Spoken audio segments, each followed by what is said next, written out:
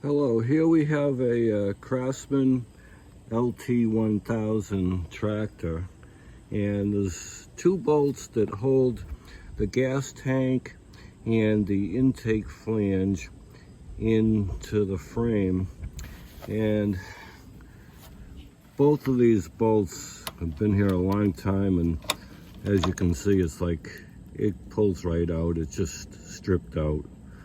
So if we can retap and use a bigger bolt, then maybe we can fix them. Let's see.